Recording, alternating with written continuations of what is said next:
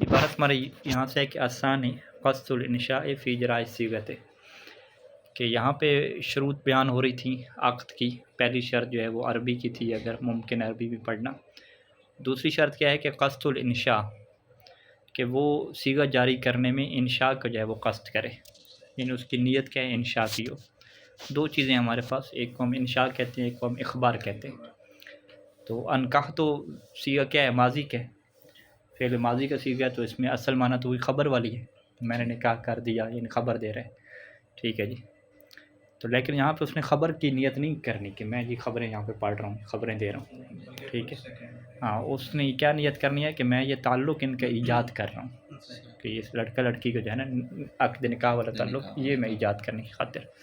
تو عام طور پہ یہی ہوتا ہے کہ جو بندے بھی نکاح کے صیغے پڑھ رہے ہوتے ہیں ان کی نیت یہی ہوتی ہے، وہ کوئی خبریں تو نہیں دے رہے ہوتے، ٹھیک ہے، وہ یہی نیت رکھتے ہیں کہ ان کا نکاح ہم پڑھ رہے ہیں۔ تو نکاح پڑھنے کی نیت رکھنا ہے، اسی کو ہم قصد انشائی کہتے ہیں کہ جی آپ نے یہ جملے کیوں پڑھے ہوں، کہ میں خبر تو نہیں دے رہا، پھر خبر نہیں دے رہا، پھر کیا کریں، نکاح پڑھ رہا ہوں، اس کا مطلب یہی ہے کہ تاکہ یہ دونوں کے میاں بیوی بن جائیں، تو یہی قصد انشاء ہے۔ یعنی یہاں پہ تشریح کیا کر رہے ہیں کہ بمعنی، اس معنی میں کہ ان یقصد الزوجان، یعنی اگر میاں بیوی نکاح خود پڑھ رہے ہیں تو وہ قصد کریں گے، او وکیلہما، یا ان دونوں کا وکیل قصد کریں گے کس چیز کا، کہ تحقق الزواج بلفظ الایجاب والقبول، کہ زواج کیا متحقق ہو جائے، یعنی شادی ہو جائے ان لفظوں کے ذریعے سے، یہ ان کے کیا نیت ہو، یہ نیت نہ ہو کہ وہ خبر دے رہے ہیں۔ فتقصد الزوجۃ بقولها، پس اگر وہ بیوی کو صیغہ پڑھ رہی ہے تو وہ اپنے جو قول کہہ رہی ہے زوجتک نفسی، اس سے وہ کیا قصد کرے گی، فتقصد سیرورتها زوجۃ لہ، وہ یہ قصد کرے گی سیرورہ، کہ ہو جائے، کہ یہ جو ہے وہ ہو جائے زوجۃ لہ، اس کی بیوی بن جائے۔ کمان الزوج یقصد بقولی، جیسا کہ شوہر جو ہے وہ اپنے اس قول سے، قبلتو سے کیا قصد کرے گا کہ قبول زوجیت لہ، تاکہ اس کی زوجیت کو قبول کر لے۔ وہاں قدر وکیلان، اور اسی طریقے سے وکیلان بھی ہیں۔ تو لہٰذا جو ہے وہ اگر کوئی یہ نیت نہیں رکھتا کہ میں یہ شادی کی خاطر یہ لفظ پڑھ رہا ہوں، زواج کی خاطر پڑھ رہا ہوں، اس کی نیت کیا ہے کہ میں خبر دے رہا ہوں یا ویسے ماضی کا صیغہ پڑھ رہا ہوں، تو پھر ظاہری بات ہے نکاح نہیں ہوگا، ٹھیک ہے۔ تو یہ والی نیت کیا ہے، ضروری ہے، اور یہ ہوتی ہے نیت۔ تیسری اور جو چوتھی شرط ہے کہ البلوغ والعقل، کہ بالغ بھی ہوں عاقل بھی ہوں، فی العاقد، یعنی وہ عاقد کے المجری للصیغۃ، جو صیغہ کو جاری کرنے والا ہے، اس میں بالغ اور عاقل ہونا کیا شرط ہے، علی الاحوط، احتیاط کے طور پہ۔ سواء اکان العاقد عاقدا لنفسی ام لغیرہ، کہ چاہے یہ اپنا نکاح پڑھ رہا ہے یا کسی اور کا نکاح پڑھ رہا ہے، یعنی اپنا بھی جو نابالغ لڑکا ہے وہ اپنا نکاح بھی نہیں پڑھ سکتا، یعنی اسے بھی احتیاط کے طور پہ دوسرے کو وکیل بنانا پڑے گا۔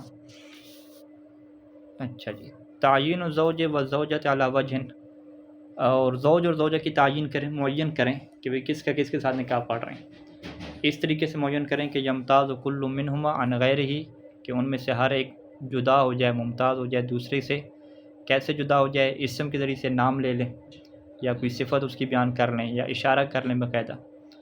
فلو قال، پس اگر یہ جملہ کہا جائے کہ زوجتک احدی بناتی، کہ میں آپ کے ساتھ شادی کرتا ہوں احدی بناتی، اپنے بیٹیوں میں سے ایک کی، وہ ایک اس نے معین نہیں کی کون سی بیٹی کی، تو باطلہ، تو یہ نکاح کیا باطل ہو جائے گا۔ وقضا، اسی طریقے سے اگر وہ یہ کہتا ہے کہ زوجت بنتی احدی بنیکا، کہ میں نے اپنی بیٹی کی شادی کی احدی بنیکا، تمہارے دو بیٹوں میں سے ایک کے ساتھ، ٹھیک ہے، او احد ہذین، یا ان دونوں میں سے ایک کے ساتھ، تو یہ معین نہیں کیا جا رہا، تو اس وجہ سے کیا ہے جی، نکاح باطل ہو جائے گا۔ چھٹا کیا ہے کہ رضا الزوجین واقعان، کہ واقع میں یہ جو میاں بیوی ہیں نا، یہ کیا ہوں جی، راضی بھی ہوں۔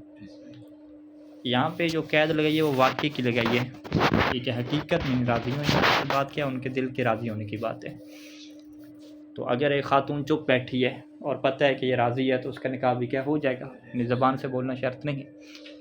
فلو اذنت الزوجہ، تو اگر جو ہے وہ بیوی جو ہے وہ اجازت دے دے، لیکن متظاہرۃ بالکراہۃ، اور وہ ظاہر کس کو کر رہی ہو کہ میں یہ راضی نہیں ہوں، لیکن وہ اجازت دے دے، ٹھیک ہے جی، ظاہر یہی کر رہے ہے کہ رشتہ مجھے پسند نہیں ہے، میں رشتے پہ راضی ہوں، لیکن نکاح کے ٹائم پہ اس نے قبول ہے کہہ دیا، ٹھیک ہے، راضی ہوگی وہ، مال علم، اور ساتھ آپ کو یہ یقین بھی ہے، ٹھیک ہے جی، کس بات کا یقین ہے، کہ بے رضاحہ القلبی، کہ دلی طور پہ یہ اس رشتے کو قبول کر رہی ہے، یعنی ایسا نہیں ہے کہ وہ اسے بطور زنا کے لے رہی ہے، وہ اس کو جو ہے وہ شوہر تسلیم کر رہی ہے دلی طور پہ، اگرچہ وہ ظاہری طور پہ اس کے کراہت کا اظہار کر رہی ہے، لیکن دلی طور پہ اس نکاح کو مان رہی ہے۔ تو سہل عقد تو یہ عقد کیا ہو جائے گا؟ صحیح ہو جائے گا۔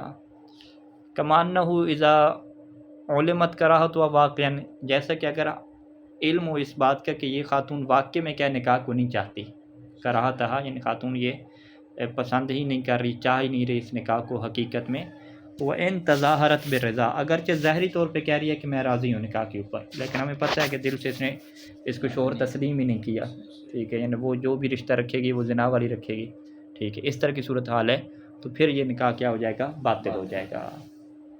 الا ان تجیز بعد، مگر یہ کہ وہ بعد میں کیا ہے؟ اجازت دے دے، ٹھیک ہے، یعنی جب نکاح ہوا تھا تو وہ دلی طور پہ اس کو شوہر نہیں مان رہی تھی، نکاح ہو گیا، اب کچھ دنوں کے بعد کیا اس نے اجازت دے دی کہ ٹھیک ہے جی میں اسی طرح رہوں گی، یعنی اس کی بیوی بن کے رہوں گی، تو پھر وہ کیا ہو جائے گا؟ درست ہو جائے گا۔ تو لہٰذا جو اصل معیار ہے وہ دل کی جو ہے وہ رضایت ہے، رضایت قلبی جو ہے وہ معیار ہے۔ اذا لحن فی الصیغۃ وکان مغیرا للمعنی لم یکفی، اگر جو نکاح کا صیغہ جو ہے وہ لحن غلط پڑے، ٹھیک ہے جی، اور غلطی کیسی ہو کہ مغیر للمعنی کے جو معنی کو کیا تبدیل کر دے، بالکل معنی اس کا اور بن جائے۔ ایک دفعہ غلطی ہوتی ہے لیکن معنی کوئی بھی نہیں بن رہا، ٹھیک ہے، معنی نیا میں کوئی معنی نہیں بنا تو پھر ٹھیک ہو جاتا ہے، لیکن اگر کوئی اور معنی نکل آئے اس سے تو پھر اس صورت میں کیا ہے؟ یہ کافی نہیں ہوگا۔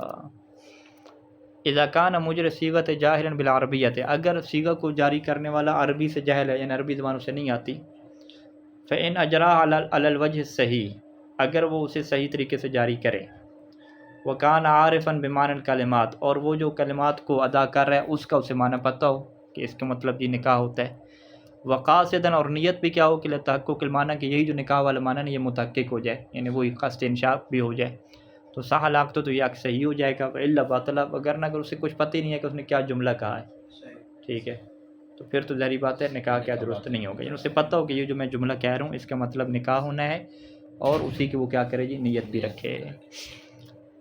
العقد واقع فضولیاً، وہ عقد کے جو فضولی واقع ہوتا ہے، فضولی کیا مطلب ہے؟ لڑکی سے پوچھے نہیں، لڑکے سے پوچھے نہیں، ایسے نکاح کر دیا تو یہ نکاح باطل ہوتا ہے، لیکن اذا تعقب بالاجازت، جب اس کے بعد کیا اجازت آ جائے، یعنی اسے کہیں کہ ابھی میں نے نکاح کر دیا اپنا آپ کے ساتھ، تو کیا آپ راضی ہیں؟ تو وہ اگر کہہ کے راضی ہوں تو پھر کیا ہے؟ وہ صحیح ہو جائے گا۔ اذا تعقب بالاجازت، تعقب یعنی اس کے بعد جب اجازت آ جائے تو صح، تو یہ نکاح کیا ہو جاتا ہے؟ صحیح ہو جاتا ہے۔ سواء اکان فضولیاً من الطرفین، اب چاہے یہ دونوں طرفوں سے فضولی ہو، یعنی ایک تیسرے بندے نے لڑکے لڑکی کا نکاح پڑھ دیا ان دونوں سے پوچھے بغیر، پھر بعد میں ان کو کہا کہ میں نے آپ دونوں کا نکاح پڑھ دیا، اگر آپ دونوں راضی ہو جائیں تو ٹھیک ہو جائے گا، تو وہ بعد میں راضی ہو جائیں تو ٹھیک ہے، یا فضولی جو ہے وہ ایک طرف سے ہو، ٹھیک ہے، لڑکے نے نکاح پڑھ دیا لڑکی کے ساتھ، اس کو بتایا ہی نہیں، بعد میں کیا اس کو بتا رہے ہیں، اور اگر وہ راضی ہو جاتی ہے تو ٹھیک ہو جائے گا۔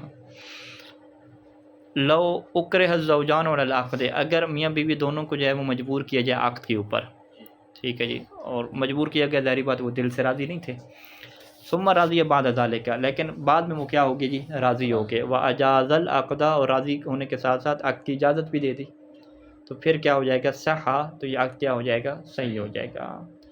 وکذالک الحال، اور بالکل یہی صورتحال رہے گی کہ فی اکراہ احدہما، ان میں سے ایک کو مجبور کیا گیا تھا اور دوسرا کیا راضی تھا، تو جو مجبور کیا گیا تھا اگر وہ بعد میں راضی ہو جائے تو نکاح کیا صحیح ہوتا ہے۔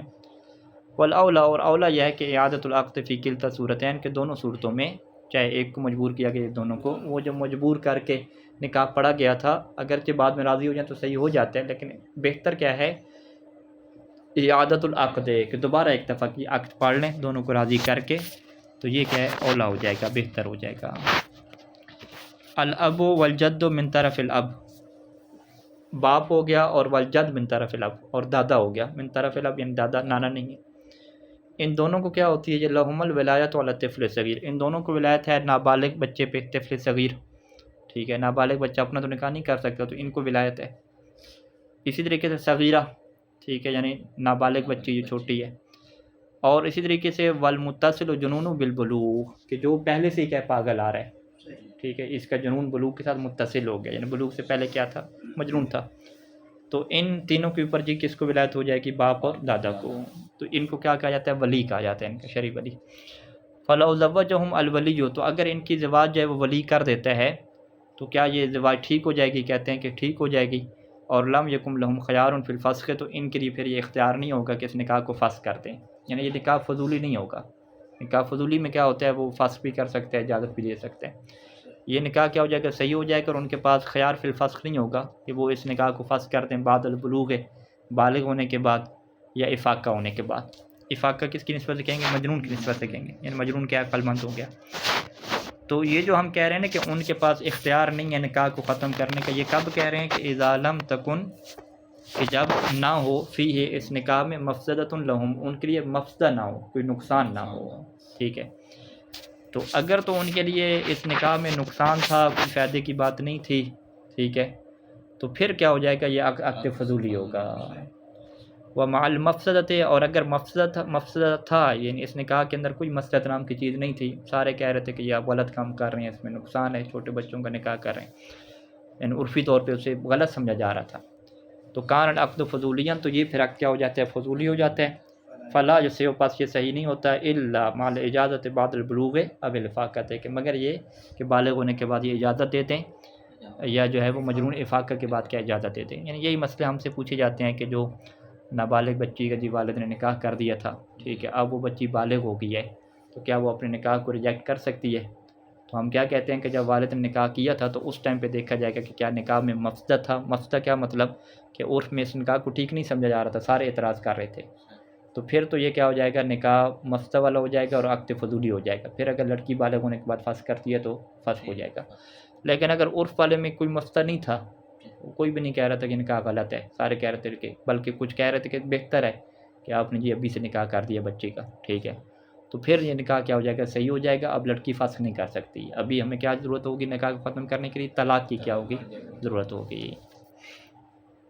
اچھا، وَإِذَا زَوَّجَ الْأَبَوَانِ الصَّغِيرَيْنِ وِلَایَةً، اگر جو ہے وہ ابوان کیا جی اپنے دونوں صغیرین، ٹھیک ہے، چھوٹے بچوں کے نکاح کر دیتے ہیں ولایت کے طور پہ، یعنی اپنی ولایت کو استعمال کرتے ہوئے، فالعقد وإن كان صحیحا، تو اگرچہ عقد کیا صحیح ہے، کیونکہ ہم کیا کہتے ہیں جی اس میں مفسدہ نہیں ہے، ٹھیک ہے جی، نکاح صحیح ہے، الا ان فی لزوم علیہما اشکال، لیکن اس عقد جو ہے وہ کیا دونوں کے اوپر لازم ہو جائے گا، ٹھیک ہے، لازم ہونے کا کیا مطلب ہے کہ اب بغیر طلاق کے ختم ہی نہیں ہوگا چاہے وہ فسخ کرتے رہیں، تو اس میں کیا اشکال ہے؟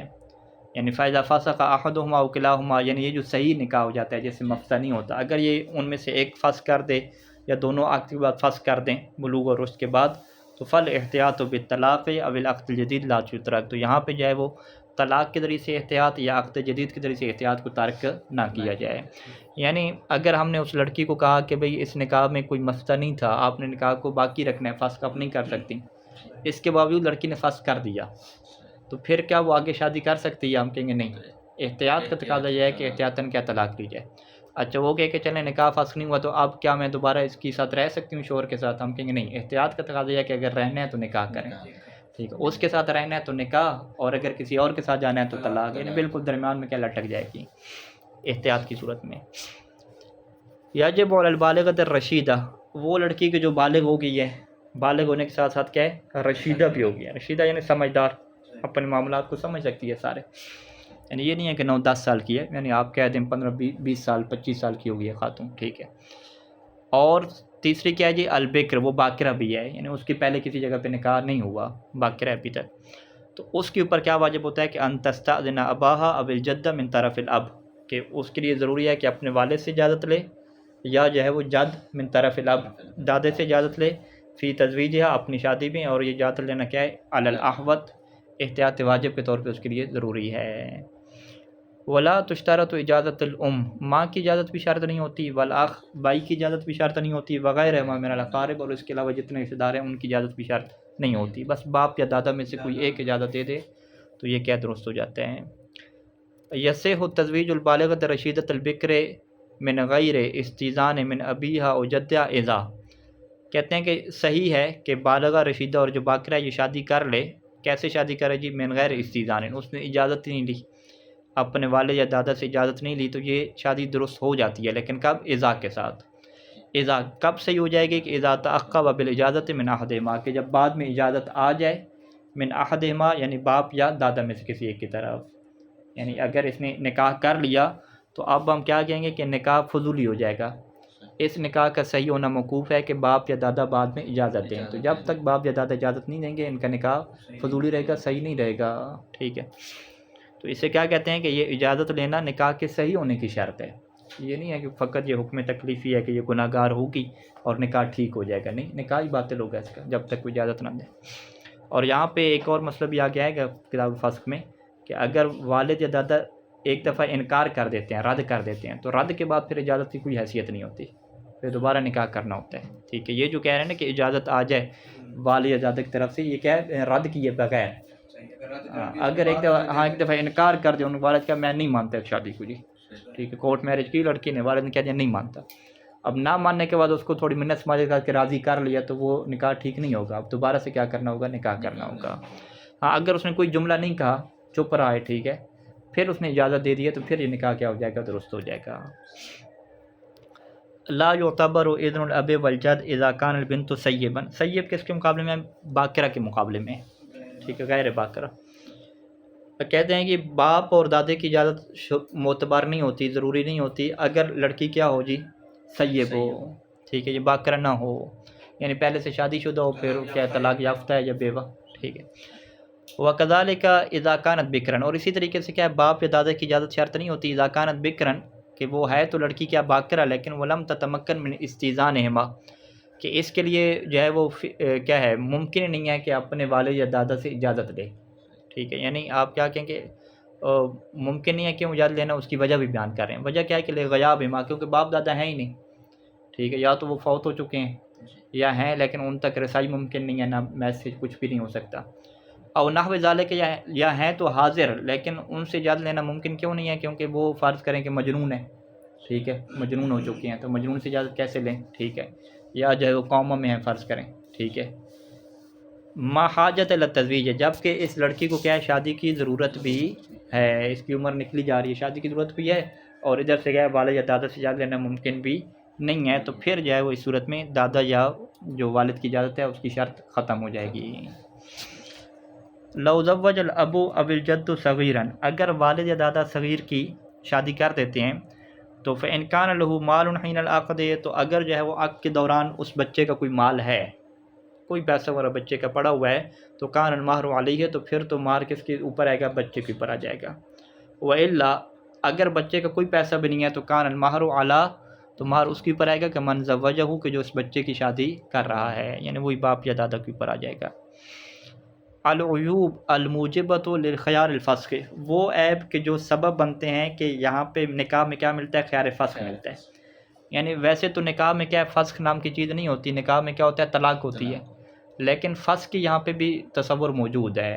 اور وہ تصور کہاں پہ ہے؟ عیوب میں، کہ اگر یہ والے عیب موجود ہوں، تو اگر لڑکی کے اندر عیب موجود ہوں، ٹھیک ہے، پھر لڑکے کو کیا خیار فسخ ملتا ہے. لڑکے کے پاس بھی دو آپشن ہو جائیں گے، ایک خیار فسخ ہے اور ایک کیا؟ طلاق ہے. بعض اوقات کیا ہوتا ہے کہ اگر وہ طلاق دے تو طلاق میں اسے آدھا مہر دینا پڑتا ہے، لیکن اگر وہ فسخ کرے تو پھر اسے آدھا مہر بھی کیا ہے؟ نہیں دینا پڑتا. ٹھیک ہے، اس طرح کی صورتحال ہو سکتی ہے.